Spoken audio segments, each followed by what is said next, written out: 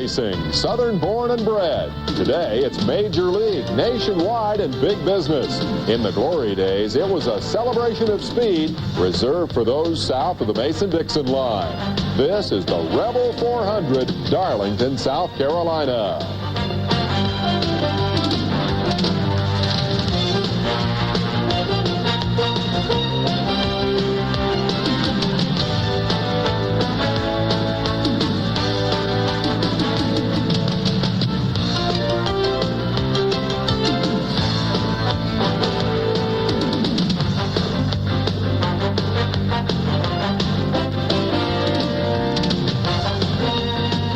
I'm Dave Despain. From the very beginning, NASCAR, the primary sanctioning body for the sport of stock car racing, has pursued what it calls parity. The goal? Keep a lot of nameplates on the track and keep them all running about the same speed.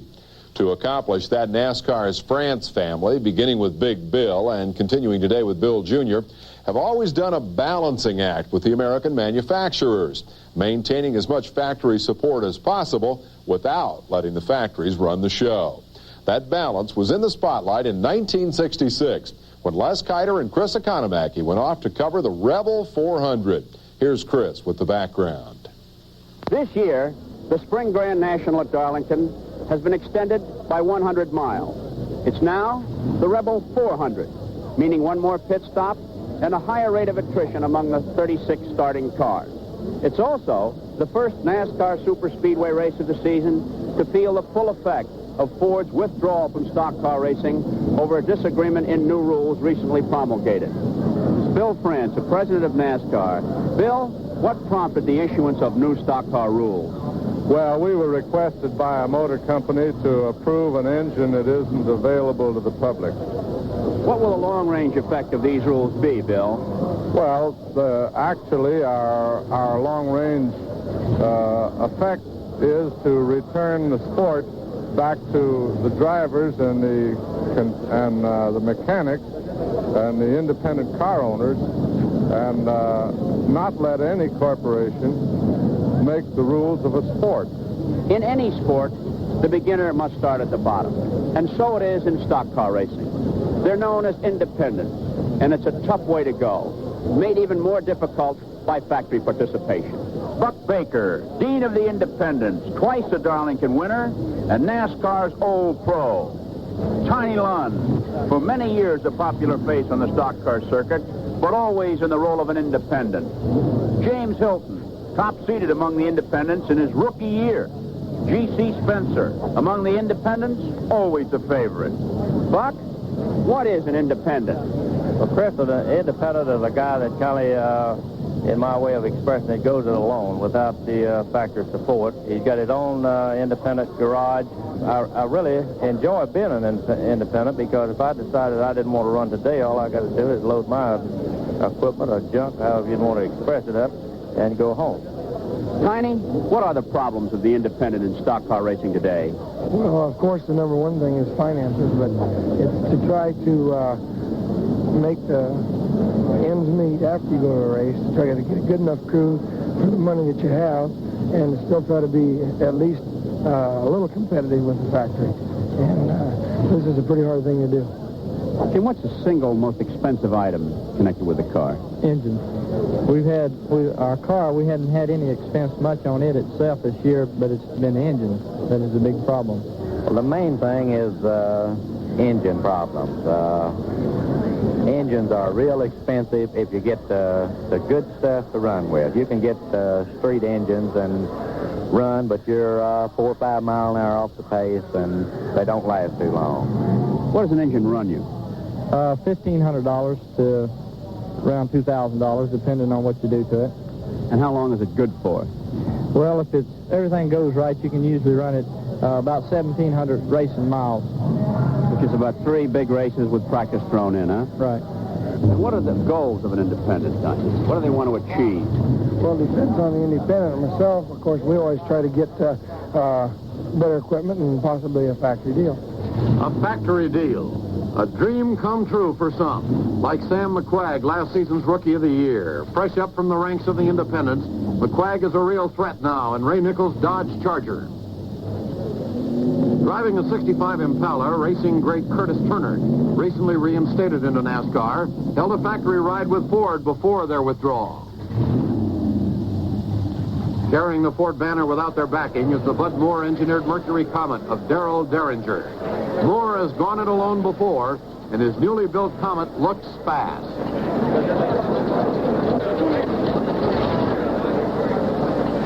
The recent rule change may help the independent, but only slightly.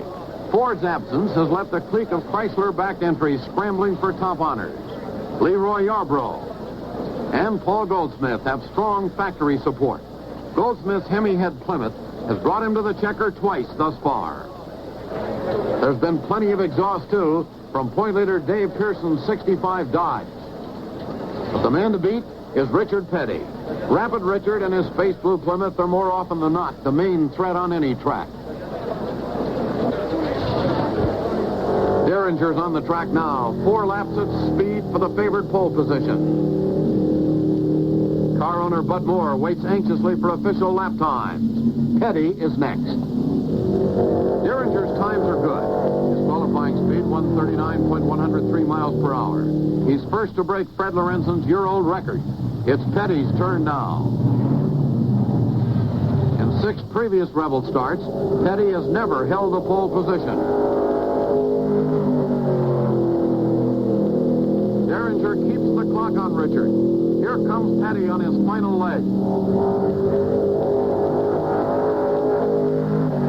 And he's done it, beating Derringer. 140.815 miles per hour, a new qualifying mark. 4 miles faster than Lorenzen's record. A Darlington victory has eluded the Petty family in 23 starts. But this year, it could be different. And while the factory boys grab the top starting positions, the Indies are still at it, piecing together the hand-me-down, making the used parts fit.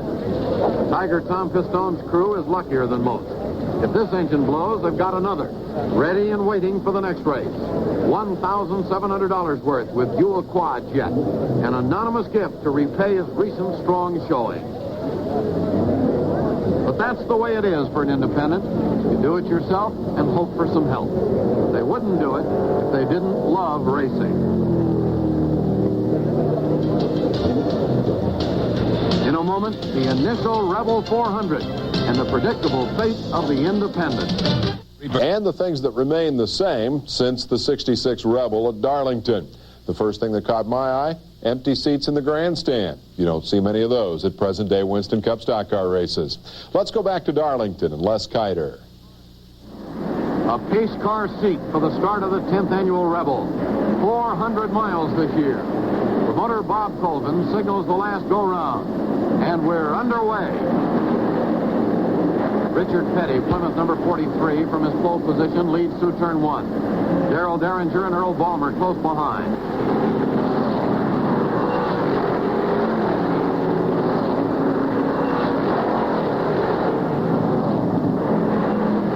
It's a race for second now. Pearson has moved up 6 places and crowds Derringer. Yarbrough leads the trio, having changed places with Darrell.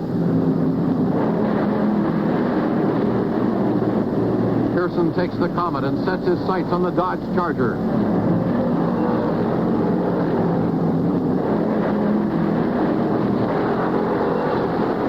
The independents are in it too, but further back. Curtis Turner stands 10th, closely followed by G.C. Spencer in a year-old Plymouth.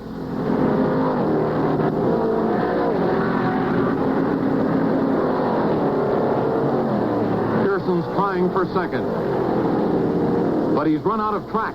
That groove through turn 3 is narrow and high up on the bank. Darlington's famous for it. More than one car wears the telltale stripe. It makes you a veteran fast, and you soon learn there's no passing there. Pit side. The number 6 crew watches for the pass.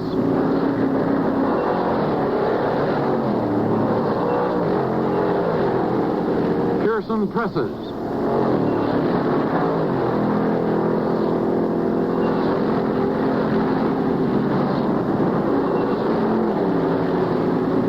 Gets by.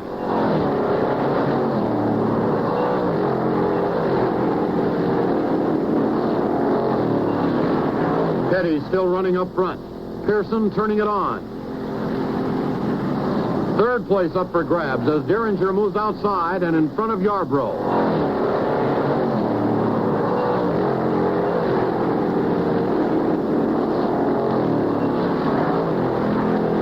Pack thins out now.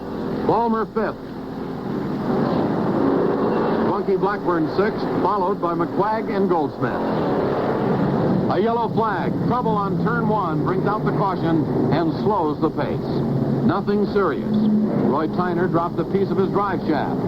Front runners are taking this opportunity to pit while things get cleaned up. Watch these crews work. A slow pit stop can put you back a place or two, or a fast pit stop can get you out in front. Here's the leader in for tires and gas.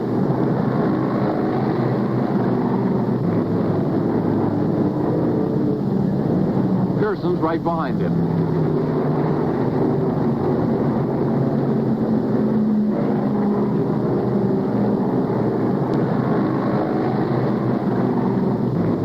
Number 16 Comet of Darrell Derringer is out in 26 seconds. But up front, Pearson gets out ahead of Petty and into the lead. Big automobile brands, the men who drive the cars have always been the stars of the show. And never in the history of the sport have there been brighter stars and a more interesting rivalry than Petty versus Pearson. To this day, Richard and David rank first and third in career superspeedway victories. In the 66 Rebel 400, David did his best to give his nemesis a run for his money. The pace car pulls off the track, and starter Ernie Moore gives him the green.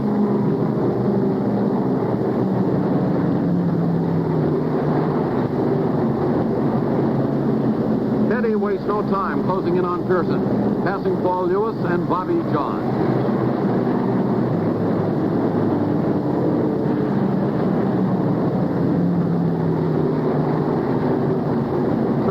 Again, follow the leader.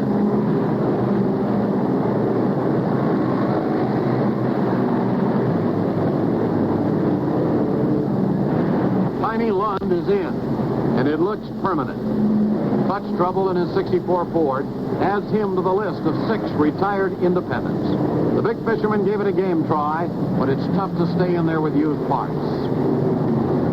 Meantime, all eyes are on first place. Petty follows Pearson bumper to bumper. Pearson is also leading in point standings on the Grand National Circuit. He's been in the money 7 times this season and won 4 consecutive races. He's doing a good job, too, holding off the faster Plymouth.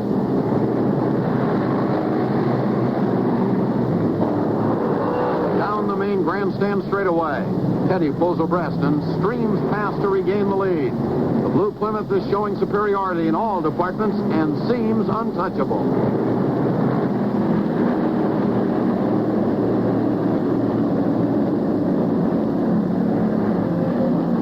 Telltale oil fumes, a blown engine. It's Leroy Yarbrough's Dodge Charger running 7th out of the race after 65 laps. Through turn 1, Paul Goldsmith leads Derringer, keeping his Plymouth under control and in 3rd.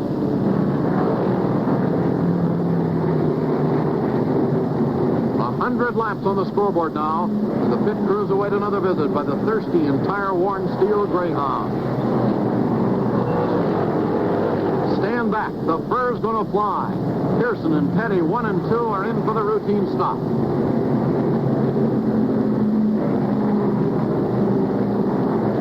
Paul Goldsmith wheels in also. Darrell Derringer in the same lap as the leaders and 4th at the moment, chooses to run. If he passes the pits before this trio is out, the lead is his. There he goes. Petty's out after him, 1 place back. Pearson's Dodge Coronet is ready too and joins the fray. Petty has led all but 19 laps, losing these as a result of an earlier pit stay.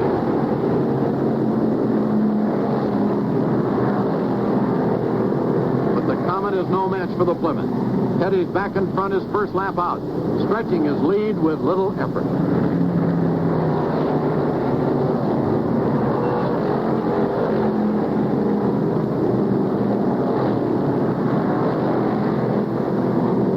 Derringer gets the sign. There's no sense in running dry or blowing a treadless tire trying to keep pace at these speeds.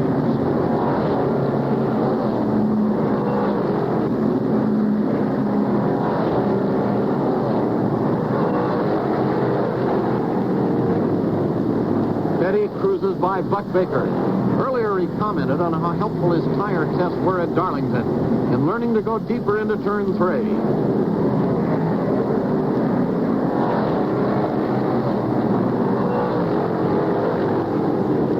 Point leader Pearson still holds second. One up on Paul Goldsmith.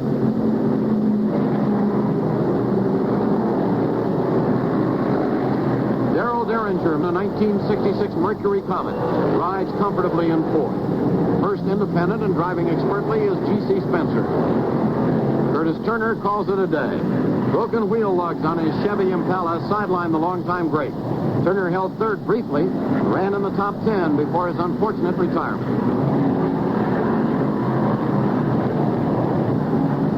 Twelve of the 36 starters are behind the wall.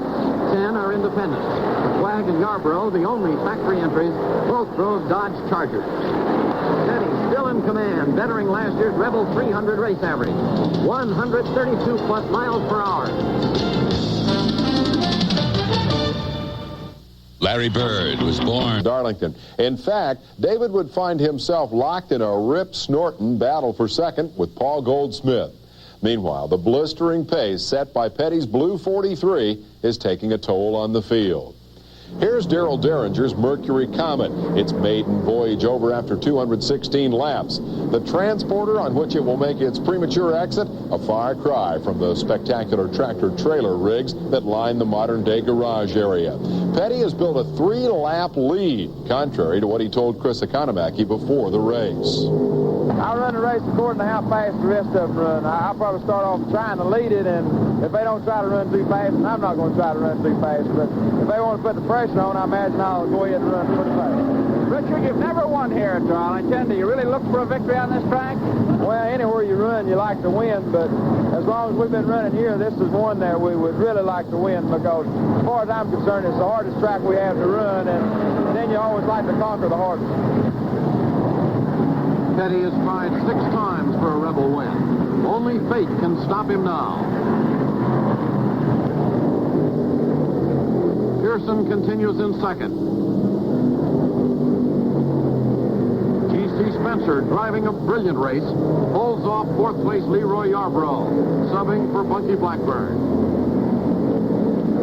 Buck Baker and fellow independent Elmo Langley run 8th and 9th. With rookie James Hilton a few places back in 13th.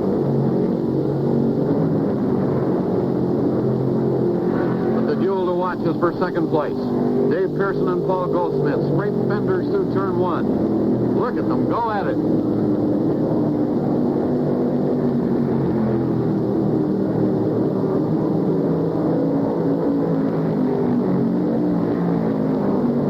Off the 4th turn, Pearson hits the wall and nearly loses it.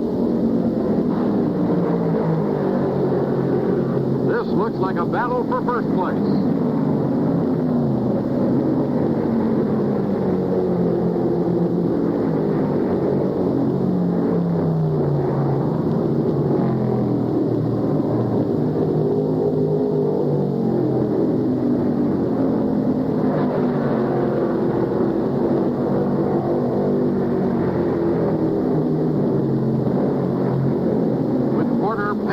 The 2 cars barrel around, reaching 160 miles an hour, and neither driver giving an edge.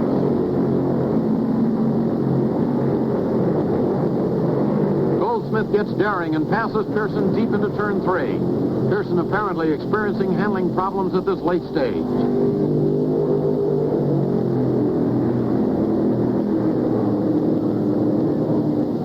Yarborough turning it on is edged by Spencer and holds down 4th.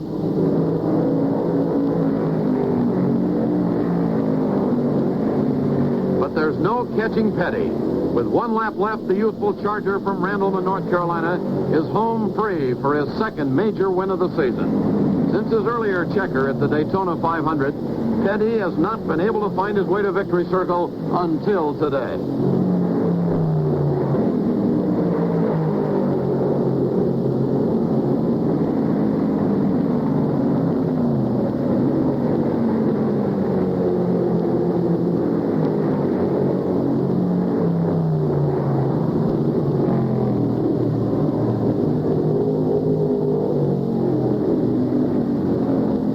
takes the checker and gives Plymouth its 8th win in 15 starts. Dodge has 5 and Ford 2. It looks like a banner year for Chrysler. In a moment, the jubilant Petty clan. Weekend by smashing the track record in qualifying, he ended it with a record-setting race victory.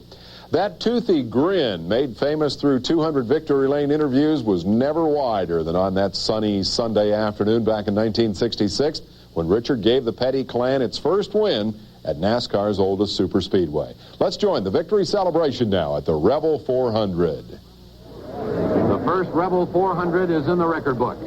The winner, Richard Petty, is first on the Darlington Oval. Petty established a record time of 3 hours, 1 minute, and 53 seconds for an average speed of 131.585 miles per hour.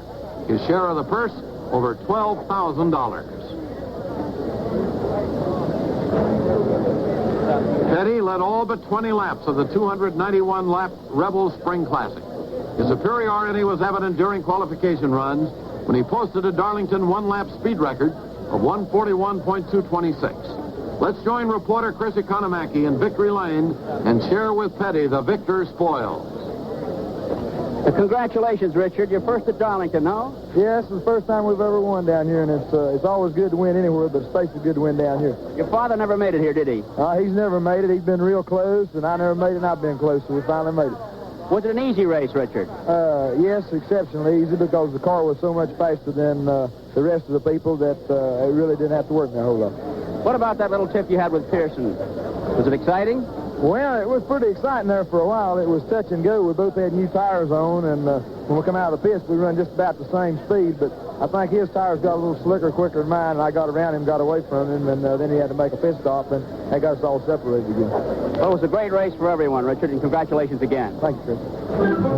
Petty led a strong Chrysler contingent across the finish line. After a spine-tingling late-race duel for second was Paul Goldsmith, also in a Plymouth. Pearson in a Dodge was third. The number 49 Plymouth of G.C. Spencer brought the independent home fifth. Only rarely do we find a Glory Days episode starring a driver who is still active today. Well into his 50s, Richard Petty maintains his competitive fire, and his durability is truly remarkable. Richard's career spans the growth of stock car racing from a regional phenomenon that couldn't quite fill the grandstands at Darlington to a nationally acclaimed sport and marketing success story that sells out 29 times each year and has made millionaires of its heroes. Of course, those $1,700 engines, good for 3 races, are a thing of the past, and independent drivers, they're still struggling to make ends meet. But stock car racing is one of the great American motorsport success stories, and it traces its roots to the glory days. I'm Dave Despain. Thanks for joining us.